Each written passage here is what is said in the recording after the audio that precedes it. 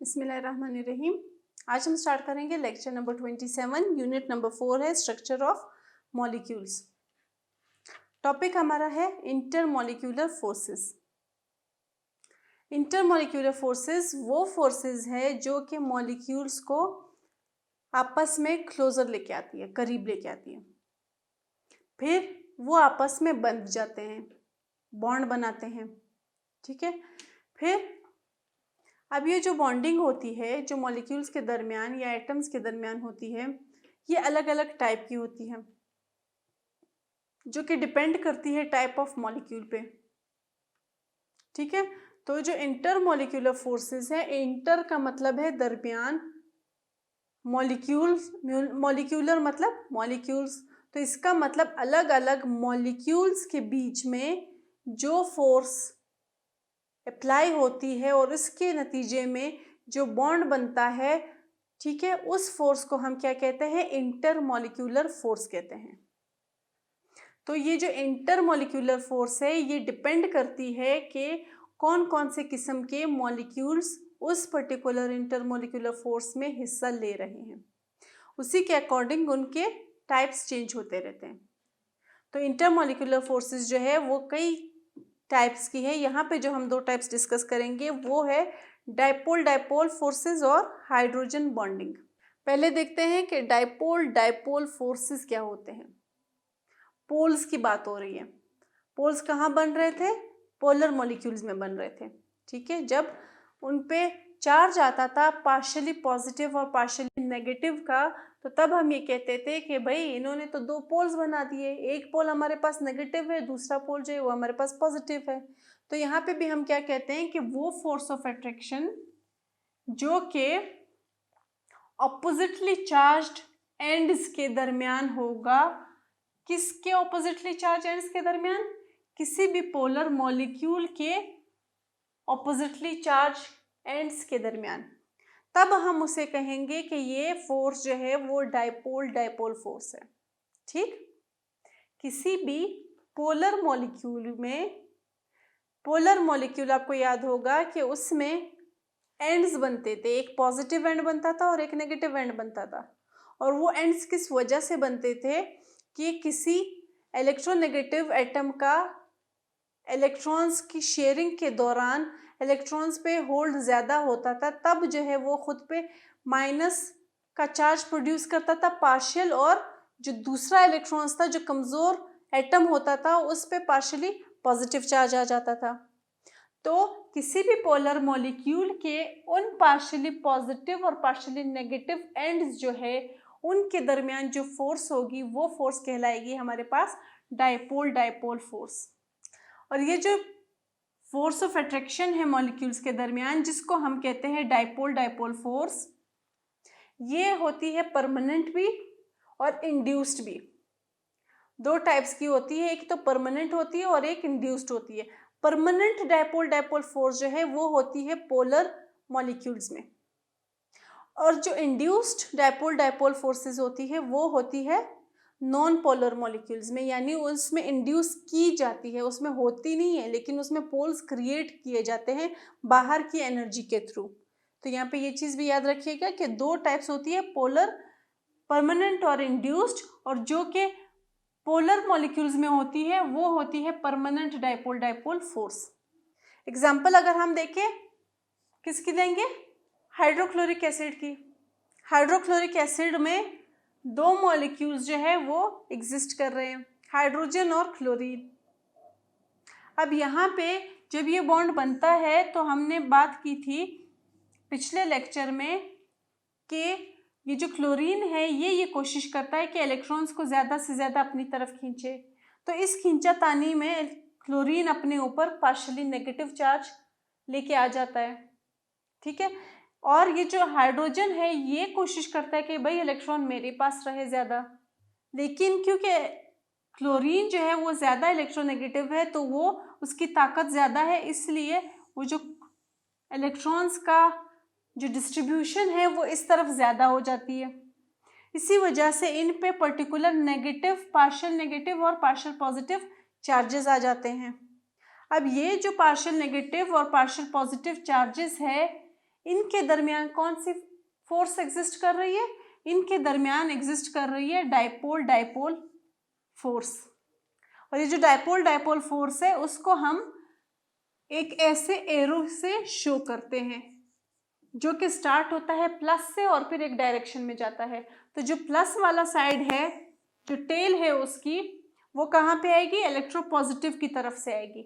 ठीक है, तो जो डाइपोल डाइपोल फोर्सेस है उसकी स्ट्रेंथ जो है वो किस बेसिस पे होगी? ये हमने कह दिया कि भाई एक पोलर मॉलिक्यूल है, उसमें दो पोल्स बने हैं। किस वजह से बने हैं? इलेक्ट्रोनेगेटिविटी के डिफरेंस की वजह से बने हैं। एक पोल को हम पार्शियली पॉजिटिव कहते हैं, दूसरे पोल को हम पार्शियली नेगेटिव कहते हैं। इन दो पर्टिकुलर पोल्स के दरमियान जो अट्रैक्शन होती है, जो फोर्सेस मौजूद होते हैं, उन फोर्सेस को हम नाम देते हैं डाइपोल डाइपोल फोर्सेस का। और वो डाइपोल डाइपोल फोर्सेस को हम इस एरो से शो करते हैं जिसकी टेल बनी है प्लस साइन से। तो जो प्लस साइन है वो पार्शियली पॉजिटिव की तरफ से आएगा। फिर हम ये कह रहे हैं कि जो स्ट्रेंथ है डाइपोल डाइपोल फोर्स की, यानी कि वो कितना स्ट्रॉन्ग है या कितना वीक है, ये उसकी स्ट्रेंथ होगी। ये किस बेसिस पे होगी? कि कोई भी मॉलिक्यूल कितना पोलर है। जितनी पोलैरिटी ज़्यादा होगी, इसका मतलब वो जो पार्शियल पॉजिटिव और नेगेटिव के दरमियान डिफरेंस है वो भी ज़्यादा होगा, पोल्स ज़्यादा बनेंगे। तो जितनी पोलैरिटी ज़्यादा होगी उतनी ही ये डाइपोल डाइपोल फोर्स भी ज़्यादा होगी। तो इसकी स्ट्रेंथ किस चीज़ पे डिपेंड करती है? पोलैरिटी ऑफ मॉलिक्यूल्स पे डिपेंड करती है।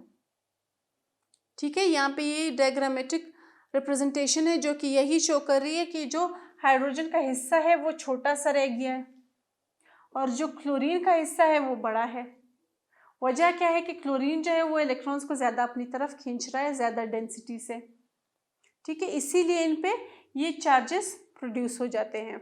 और इन चार्जेस को हम क्या कहते हैं? यहाँ पे ये पोल्स बना रहे हैं और इन पर्टिकुलर पोल्स के दरमियान जो फोर्स है उसको हम कहते हैं डाइपोल डाइपोल फोर्स। क्लियर हो गया?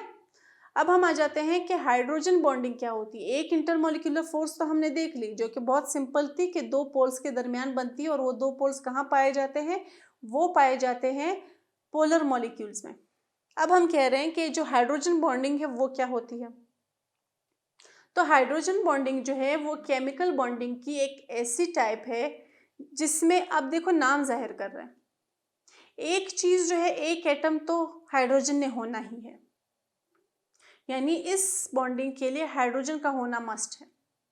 ये कंडीशन याद रखिएगा। तो ये ऐसी बॉन्डिंग है जो कि एक इलेक्ट्रोस्टैटिक अट्रैक्शन की वजह से बनती है। किस किस के दरमियान? एक हाइड्रोजन एटम के दरमियान, पहली कंडीशन, एक हाइड्रोजन एटम। दूसरा जो एटम है उसके पास क्या होना चाहिए? एक लोन पेयर होना चाहिए। यानी हाइड्रोजन बॉन्ड के बनने के लिए अपनी कंडीशंस है, यूं ही नहीं किसी के बीच में भी बन जाएगा। एक तो उसमें हाइड्रोजन का मॉलिक्यूल होना चाहिए, तभी हाइड्रोजन बॉन्डिंग बनेगी।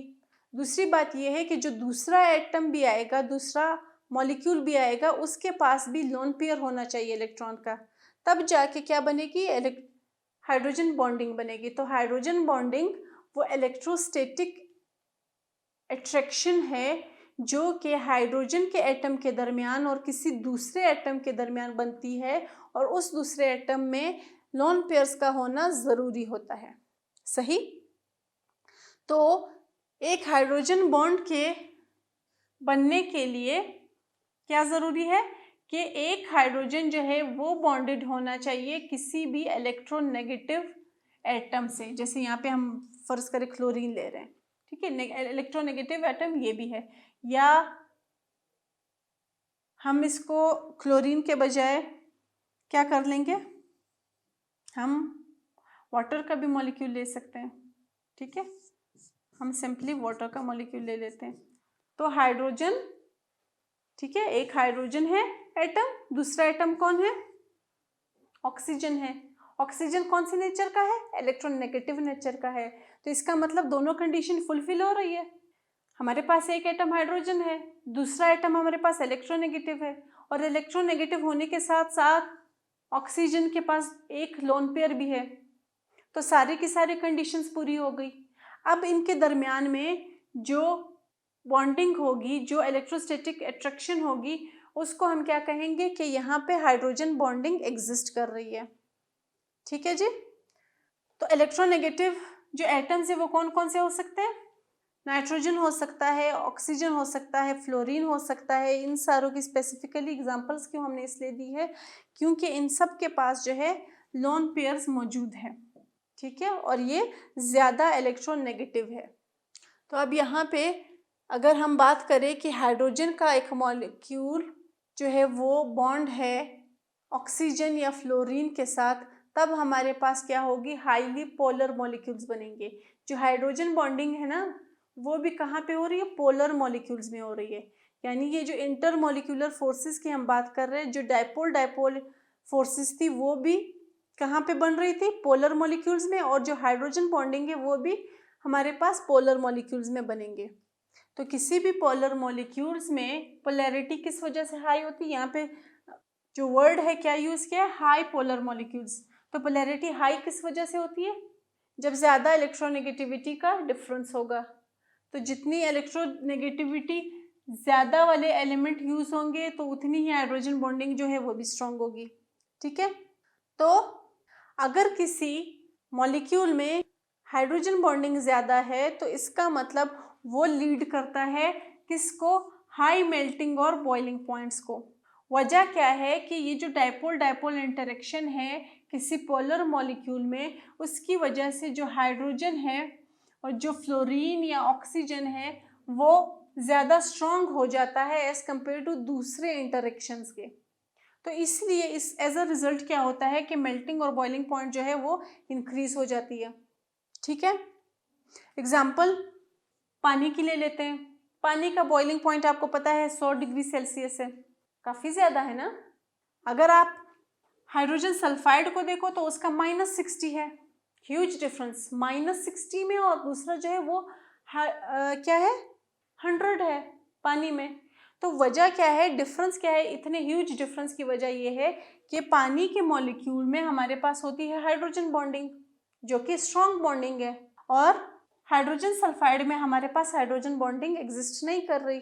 ठीक है ना, हाइड्रोजन सल्फाइड में हाइड्रोजन बॉन्डिंग एग्जिस्ट नहीं कर रही, बल्कि वीक वंडर वाल्स फोर्सेस मौजूद है। तो इस वजह से हम क्या कहते हैं कि जिसमें हाइड्रोजन बॉन्डिंग होगी वहाँ पे हमारे पास बॉइलिंग पॉइंट मेल्टिंग पॉइंट ज़्यादा होगा एज कम्पेयर टू वो पोलर मॉलिक्यूल्स जिनके दरमियान में हाइड्रोजन बॉन्डिंग मौजूद ना होगी, उनका जो मेल्टिंग और बॉइलिंग पॉइंट है वो कंपैरेटिवली लेस होगा। इसी तरह दूसरी एग्जांपल में हाइड्रोक्लोरिक एसिड को हाइड्रोजन फ्लोराइड के साथ कंपेयर कर रहे हैं।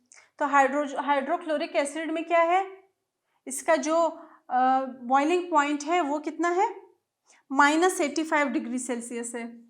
माइनस, तो इसका मतलब क्या है कि भाई इसमें हाइड्रोजन बॉन्डिंग मौजूद नहीं है। हम जब बार बार डिस्कस भी कर रहे थे एग्जांपल्स में तो हमने देखा था उसमें कोई हाइड्रोजन बॉन्डिंग मौजूद नहीं थी। वजह क्या है, हालांकि एक तो है ना हाइड्रोजन एटम, है ना, HCl, H क्या है, हाइड्रोजन है, तो पहली कंडीशन पूरी हो गई। दूसरी कंडीशन क्या थी, इलेक्ट्रोनेगेटिव होना चाहिए, तो भाई क्लोरीन भी तो इलेक्ट्रोनेगेटिव है।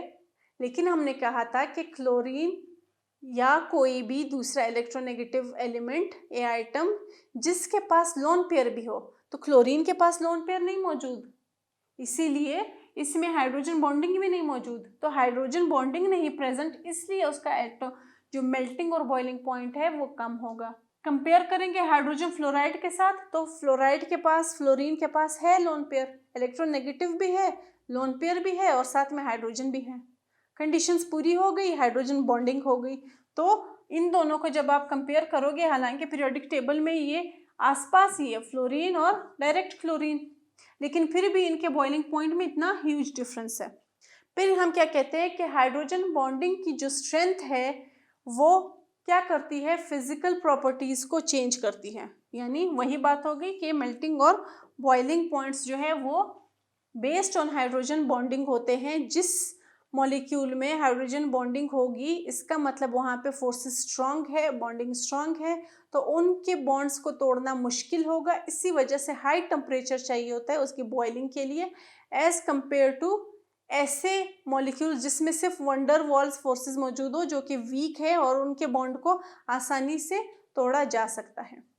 ठीक है, यहाँ पे एग्जाम्पल देखो, पानी की एग्जाम्पल है, क्या शो कर रहा है। अब ये जो हाइड्रोजन बॉन्डिंग है, हमने क्या कहा था कि इंटरमोलिक्यूलर बॉन्डिंग है, यानी जो पानी का एक मॉलिक्यूल है उसके अंदर कोई काम नहीं है हाइड्रोजन बॉन्डिंग का, उसके अंदर तो ऑक्सीजन और हाइड्रोजन जो है वो कोवेलेंट बॉन्डिंग के थ्रू मिले हुए हैं।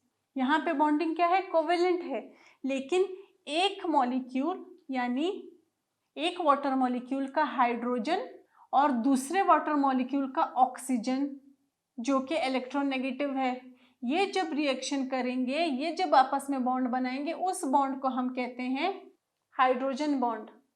और हाइड्रोजन बॉन्ड में भी हम क्या शो कर रहे हैं, पार्शियल पॉजिटिव और पार्शियल नेगेटिव का चार्ज शो कर रहे हैं, जिसका मतलब है कि इलेक्ट्रॉन्स इसकी तरफ ज़्यादा पुश हो रहे हैं, ऑब्वियसली ऑक्सीजन की तरफ, क्योंकि वो ज़्यादा इलेक्ट्रॉन नेगेटिव है।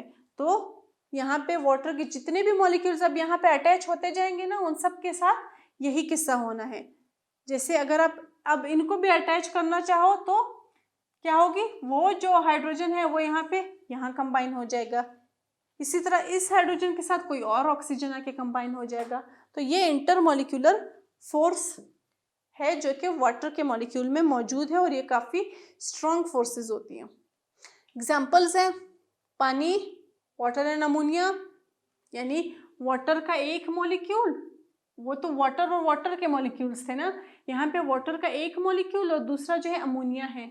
अब यहाँ पे हाइड्रोजन जो है वो पहली कंडीशन पूरी हो गई, नाइट्रोजन इलेक्ट्रोनेगेटिव है, दूसरी कंडीशन पूरी हो गई। तीसरी कंडीशन क्या थी, लोन पेयर्स होने चाहिए, तो भाई नाइट्रोजन के पास लोन पेयर्स होते हैं। ठीक है, तो क्या बना रही है, जो पॉजिटिव पोल है इसका वाटर मॉलिक्यूल का, वो अमोनिया के नेगेटिव पोल के साथ एक बॉन्ड बना रहा है, उस बॉन्ड को हम नाम दे रहे हैं हाइड्रोजन बॉन्ड, जो कि बाय नेचर बहुत ज़्यादा स्ट्रॉन्ग होता है।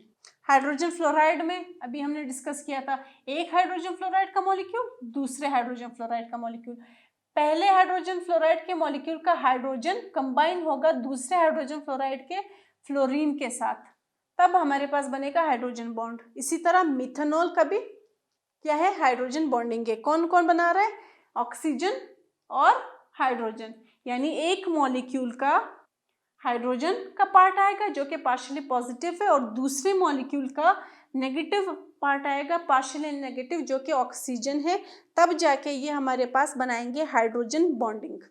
अब हमने क्या देखना है कि नेचर ऑफ बॉन्डिंग और प्रॉपर्टीज, यानी इस चैप्टर में हमने आयनिक बॉन्डिंग भी देखी, हमने कोवेलेंट बॉन्डिंग देखी, कोऑर्डिनेट कोवेलेंट बॉन्डिंग डिस्कस किया, हमने मेटेलिक बॉन्ड के बारे में पढ़ा, ठीक है, और फिर हमने इंटरमॉलिक्यूलर फोर्सेस के बारे में भी पढ़ा।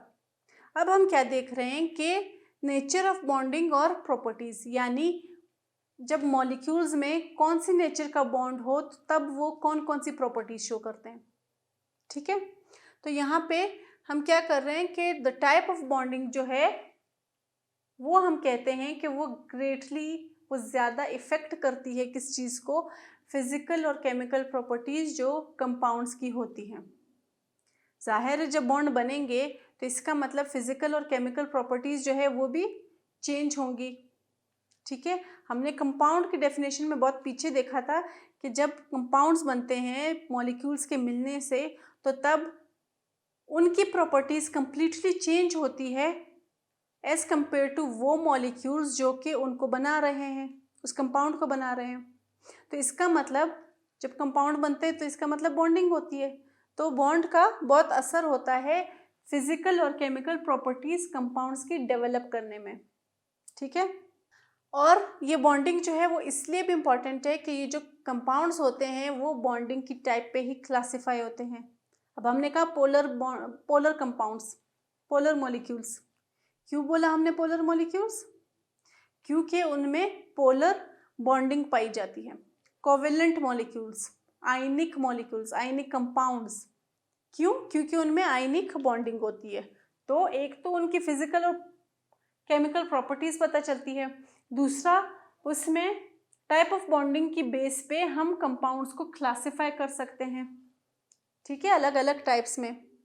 फिर जो फिजिकल प्रॉपर्टीज की हमने यहाँ पे बात की वो हम किसकी बात कर रहे थे, मेल्टिंग पॉइंट हो गया, बॉइलिंग पॉइंट हो गया, डेंसिटी होगी, कलर, सरफेस टेंशन, विस्कोसिटी, ठीक है, refractive index, solubility, bond energy उसकी क्या है, वेपर प्रेशर कितना होगा, लेटिस एनर्जी कितनी है, ये सारे क्या है, ये प्रिडिक्ट की जा सकती है किसी भी मॉलिक्यूल या कंपाउंड में उसके अंदर होने वाले बॉन्ड के टाइप की बुनियाद पर। ठीक है, अगर आपको बॉन्डिंग की टाइप मालूम हो तो आपको ये सारी फिजिकल प्रॉपर्टीज के आंसर आराम से मिल सकते हैं। तो effects of bonding on nature of compounds क्या है, ये हम डिस्कस करेंगे इंडिविजुअली। सबसे पहला आयनिक कंपाउंड्स पढ़े थे, आयनिक बॉन्डिंग पढ़ी थी, तो देख लेते कि आयनिक कंपाउंड्स पे आयनिक बॉन्डिंग का क्या असर हुआ। ठीक है, क्या क्या प्रॉपर्टीज है जो कि आयनिक बॉन्डिंग के होने की वजह से आयनिक कंपाउंड्स में प्रेजेंट है। तो हम कहते हैं कि जो आयनिक कंपाउंड्स है उनमें स्ट्रॉन्ग बॉन्डिंग होती है। ठीक है, ये बॉन्डिंग जो है वो स्ट्रॉन्ग होती है। तो इस स्ट्रॉन्ग बॉन्डिंग के होने की वजह से हम कहते हैं कि आयनिक कंपाउंड्स हार्ड होते हैं, सॉलिड फॉर्म में होते हैं, उनके मेल्टिंग और बॉइलिंग पॉइंट्स ज़्यादा होते हैं। ठीक, फिर आयनिक कंपाउंड्स जो है वो हालांकि आयंस है, उनमें आयंस मौजूद है, तो वो जो है इलेक्ट्रिसिटी नहीं पास कर सकते। आयनिक कंपाउंड्स की एक प्रॉपर्टी ये है कि वो जब सॉलिड फॉर्म में होते हैं तब इलेक्ट्रिसिटी कंडक्ट नहीं कर सकते। वजह क्या है कि उसके मॉलिक्यूल्स इतने टाइटली पैक्ड होते हैं, वो आयंस किसी को गुजरने की जगह ही नहीं देते। इसकी वजह क्या है कि वो जो स्ट्रक्चर होता है आयनिक कंपाउंड्स का, वहाँ पे आयंस इतनी स्ट्रांगली कॉम्पैक्ट फॉर्म में पैक्ड होते हैं कि वहाँ पे रूम ही नहीं है, कोई जगह ही नहीं है किसी चीज़ के गुजरने की। लेकिन जब हम इन्हीं आयनिक कंपाउंड्स को मोल्टन स्टेट में लाते हैं, एक्वस फॉर्म में लाते हैं, किसी मीडियम के साथ डिसॉल्व कर देते हैं, जैसे हम सोडियम क्लोराइड को पानी में डिसॉल्व कर देते हैं, तब क्या होता है कि तब वो कंडक्टर्स में कन्वर्ट हो जाते हैं, तब वो इलेक्ट्रिसिटी को कंडक्ट कर सकते हैं। ठीक है, फिर क्या है कि जो बॉन्डिंग है वो रिएक्शंस में क्या पार्ट प्ले करती है। तो जनरली जो आयनिक कंपाउंड्स होते हैं वो ज़्यादा रिएक्टिव होते हैं और उनका रेट ऑफ रिएक्शन जो है वो भी ज़्यादा होता है, तेज़ होता है। क्यों? क्योंकि आयंस होते हैं ना मौजूद, तो आयंस जो है वो रिएक्शन फास्ट करते हैं। जब कोई चीज़ आयनिक फॉर्म में है इसका मतलब अनस्टेबल है, तो स्टेबिलिटी गेन करने के लिए क्या करेंगे, रिएक्शन करेंगे, तो इसलिए रेट ऑफ रिएक्शन भी उनका ज़्यादा होगा। फिर आ जाता है नेचर ऑफ कोवेलेंट बॉन्डिंग। ठीक है, कोवेलेंट कंपाउंड्स पे कोवेलेंट बॉन्डिंग के क्या असरात है। तो जो कोवेलेंट कंपाउंड्स है आपको पता है कि वो शेयरिंग ऑफ इलेक्ट्रॉन से बनते हैं, उसमें कोई ट्रांसफ़र नहीं होता जैसा कि आयनिक कंपाउंड्स में होता था। तो इसलिए इसमें स्ट्रॉन्ग इंटरेक्शंस नहीं मौजूद कंपेयर टू आयनिक कंपाउंड्स, यानी इसकी जो बॉन्डिंग है वो आयनिक कंपाउंड्स के मुकाबले में कम स्ट्रॉन्ग है। ठीक है, तो उनके बॉइलिंग और मेल्टिंग पॉइंट भी क्या होंगे, कम होंगे। ठीक है, लो मेल्टिंग और बॉइलिंग पॉइंट्स होते हैं। अच्छा जी, फिर हम क्या कहते हैं कि जो कोवेलेंट कंपाउंड्स है वो कंडक्ट नहीं करते इलेक्ट्रिसिटी जब तक उनको आयनाइज ना किया जाए। आयनिक जो थे वो तो आयंस की फॉर्म में थे ना, जब उनको डिसॉल्व किया जाता था तो वो आयंस की फॉर्म में होते थे, इसलिए वो इलेक्ट्रिसिटी कंडक्ट कर देते थे। अब ये जो है ये तो आयंस की फॉर्म में है ही नहीं, तो ये तो अपनी स्टेबल फॉर्म में होते हैं जब बॉन्ड बनता है, तो इनको जब तक आप वापस आयंस में नहीं कन्वर्ट करोगे तब तक वो इलेक्ट्रिसिटी जो है वो पास नहीं करेंगे। लेकिन जब कोई आयनाइजिंग मटेरियल हम इंट्रोड्यूस करेंगे, जैसे कोई एसिड या बेस या कोई इलेक्ट्रोलाइट हम जब इसमें ऐड करेंगे, तब क्या होगा कि तब जो कोवेलेंट कंपाउंड्स है वो आयनाइज हो जाएंगे, तब जो है वो पार्शियली कंडक्ट कर सकते हैं और इलेक्ट्रिसिटी की कंडक्शन पॉसिबल की जा सकती है। नेक्स्ट हमारे पास पोलर और नॉन पोलर कंपाउंड्स का, यानी पोलर बॉन्डिंग और नॉन पोलर बॉन्डिंग की नॉन पोलर कंपाउंड्स और पोलर कंपाउंड्स पे क्या असरात है। तो जो बिहेवियर है नॉन पोलर और पोलर कंपाउंड्स का वो आयनिक और कोवेलेंट बॉन्डिंग के थ्रू ही समझा जा सकता है। यानी आयनिक जो कंपाउंड्स है उसमें नॉन पोलर होते हैं, है ना, आयनिक कंपाउंड्स होते हैं नॉन पोलर, और जो कोवेलेंट कंपाउंड्स होते हैं वो क्या होते हैं, पोलर होते हैं। ठीक है, तो पोलर का हमने कहा था कि पोलर जो है वो तो है ही कोवेलेंट बॉन्ड की टाइप है। तो पोलैरिटी जो है वो कैसे काउंट होगी कि प्रॉपर्टी ऑफ कंपाउंड की बेसिस पे काउंट होगी कि भाई उस कंपाउंड की प्रॉपर्टी आयनिक है या फिर कोवेलेंट है। नॉन पोलर कंपाउंड जो है वो मोस्टली गैसेस होंगे और उनकी लो मेल्टिंग और बॉइलिंग पॉइंट्स होंगे और वो इलेक्ट्रिसिटी कंडक्ट नहीं करेंगे अपने गैसियस फॉर्म में। जबकि पोलर कंपाउंड जो है वो हाई मेल्टिंग और बॉइलिंग पॉइंट रखेंगे और वो इलेक्ट्रिसिटी कंडक्ट भी करेंगे। वजह क्या है? नॉन पोलर में चार्जेस नहीं बन रहे, पोलर में हमारे पास पार्शियल पॉजिटिव और पार्शियल नेगेटिव चार्जेस बन रहे हैं। ठीक है, फिर हम आ जाते हैं nature of bonding and metals, यानी मेटेलिक बॉन्ड होती है ना, मेटेलिक बॉन्ड प्रेजेंट होता है मेटल्स के बीच में। तो हम मेटेलिक बॉन्ड की ही वजह से मेटल के कैरेक्टरिस्टिक फाइंड आउट करेंगे। तो मेटल्स में क्या होता है कि आपको पता है कि मेटल्स के स्पेशल कैरेक्टर्स होते हैं, सबसे अलग है, निराले हैं। तो मेटल्स में एक पॉजिटिव सेंटर होता है, उस पॉजिटिव सेंटर के आसपास नेगेटिव स्फीयर्स एग्जिस्ट करते हैं जिसकी वजह से उसका स्ट्रक्चर बना रहता है। तो वो जो नेगेटिव स्फीयर्स हैं जो कि है इलेक्ट्रॉन्स, और वो इलेक्ट्रॉन्स कौन सी स्टेट में है? फ्री स्टेट में है, डीलोकलाइज्ड है। ठीक है, जो कि फ्रीली मूव कर सकते हैं और वो सारे के सारा जो मेटल पीस होगा उसमें किसी भी जगह जा सकते हैं। तो इससे होता क्या है कि मेटल्स जो है उनकी आयंस है ना, आयंस साथ साथ मूव कर रहे हैं, तो इसका मतलब वहाँ पे इलेक्ट्रिसिटी क्या होगी? कंडक्ट होगी और काफ़ी ज़्यादा होगी, यानी ये हाई कंडक्टर्स होते हैं इलेक्ट्रिसिटी के भी और हीट के भी। और इसी के साथ साथ मेटल्स जो है उनकी सरफेस जो है वो लस्ट्रस होती है और वो किसी भी दूसरे शेप्स में मोल्ड की जा सकती है। ठीक है, आपको पता है मेटल्स डक्टाइल भी होते हैं, मेलिएबल होते हैं, तो उनको वायर, शीट्स और अलग अलग शेप्स में ढाला जा सकता है। तो आई होप यहाँ तक क्लियर हो गई होगी। Thank you.